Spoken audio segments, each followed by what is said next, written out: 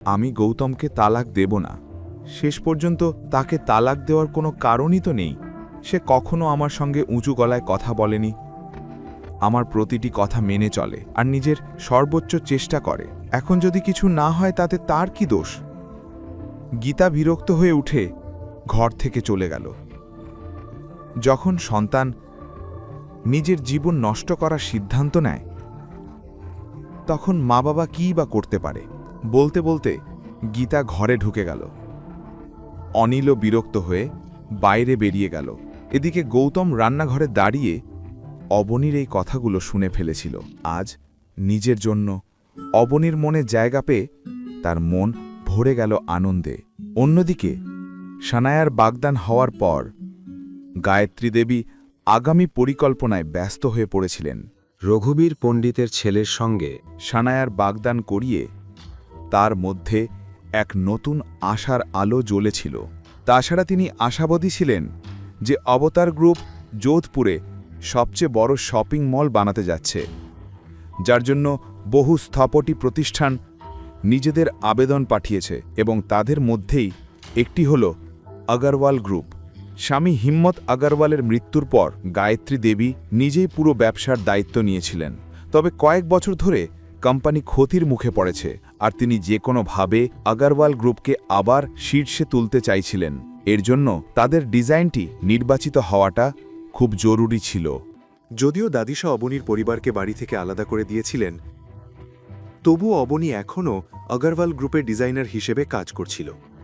তার আশা ছিল একদিন তার কাজ দেখে হয়তো দাদিশা খুশি হবেন এবং আবার তাকে নিজের মতো করে গ্রহণ করবেন। অবনী যখন আবাতার গ্রুপের প্রজেক্টের কথা জানতে পারে, তখনই সে নিজের সব কাজ ফেলে দিন-রাত ডিজাইন তৈরিতে লেগে যায়। তার নিজের উপর পূর্ণ আত্মবিশ্বাস ছিল। আজও সবাই জানে মুম্বাইয়ের শীর্ষ কলেজ থেকে অবনী আর্কিটেকচারের পড়াশোনায় টপ করেছিল। তার স্বপ্ন ছিল একদিন দাদিশা তাকে আগরওয়াল গ্রুপের ডিজাইন ডিরেক্টর বানাবেন। যদি আবাটার গ্রুপ প্রজেক্টে অবনীর ডিজাইন নির্বাচিত হয়, তাহলে আগরওয়াল গ্রুপের ডিজাইন ডিরেক্টর হওয়া থেকে তাকে কেউ আটকাতে পারবে না। গৌতম যখনই রাতে অবনীকে কাজ করতে দেখত, তখনই তার মনে হতো সে এখনই অভিনবকে ফোন করে অবনীর ডিজাইন সিলেক্ট করিয়ে দেয়। অবনীর ডিজাইন দেখে তারও বিশ্বাস ছিল অবনীরই ডিজাইন নির্বাচিত হবে, কিন্তু সে অবনীর নিজের প্রচেষ্টার পথে বাধা হতে চায়নি।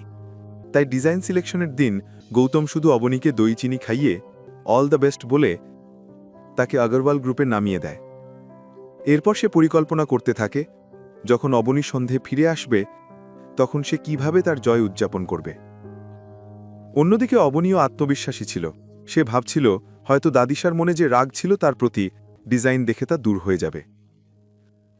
কনফারেন্স রুমে সবাই নিজ নিজ ডিজাইন নিয়ে এসে গেছে। অবনী গায়ত্রী দেবীর কাছে গিয়ে বললে, দাদিশা, এটা আমার ডিজাইন। গায়ত্রী দেবী অবনীর হাত থেকে ডিজাইন নিয়ে দেখতে শুরু করলেন। ঠিক আছে, ওখানে বসো। তিনি বড় চেয়ারটার চারপাশে সাজানো কিছু চেয়ারের মধ্যে একটির দিকে ইশারা করলেন।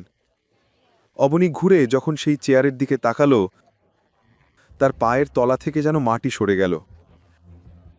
সামনেই নীল বসেছিল, যার চোখে তখনও প্রতিশোধের আগুন জ্বলছিল। অবনী এক মুহূর্ত থেমে গভীর শ্বাস নিল এবং পরের মুহূর্তেই তার পাশে গিয়ে বসে পড়ল। অবনী, তুমি কেন এখানে সময় নষ্ট করতে এসেছ? এর চেয়ে ভালো ছিল যদি তুমি তোমার সুমের প্যালেসের প্রেমিককে বলতে, সে এক মুহূর্তে তোমার ডিজাইন সিলেক্ট করিয়ে দিত। বেশি হলে কি হতো? তোমাকে তার সঙ্গে এক রাত কাটাতে হতো। আমার কথা ছাড়ো, তুমি আজ এই চেয়ারে বসতে পেরেছ শুধু দাদিশার দয়ার জন্য। তুমি এই জায়গার যোগ্য নও। তোমার আর্কিটেকচার আর ডিজাইনিংয়ের সঙ্গে দূর দূর পর্যন্ত কোনো সম্পর্ক নেই। নীল এই কথা শুনে চারপাশে তাকালো। যদিও লাগে তার শরীর গরম হয়ে গিয়েছিল, তবুও সে নিজেকে সংযত রাখল। সে চায়নি গায়ত্রী দেবীর সম্মান নষ্ট হোক, কিন্তু সে অবনীকে একটা শিক্ষা না দিয়ে ছেড়ে দিতেও চায়নি। এরই মধ্যে সেই মুহূর্ত এসে গেল যার জন্য সবাই অপেক্ষা করছিল।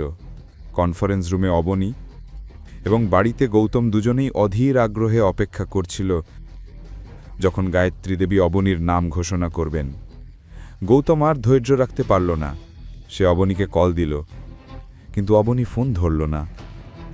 কয়েক ঘন্টা পর সে আবার কল করল, কিন্তু এবার অবনীর ফোন সুইচ অফ ছিল। গৌতম এখন চিন্তায় পড়ে গেল। তার খুব শক্ত অনুভূতি হচ্ছিল যে অবনী ঠিক নেই। সে অফিসের ল্যান্ডলাইনে ফোন করে জানতে পারল অবনী অনেক আগেই অফিস থেকে বেরিয়ে গেছে।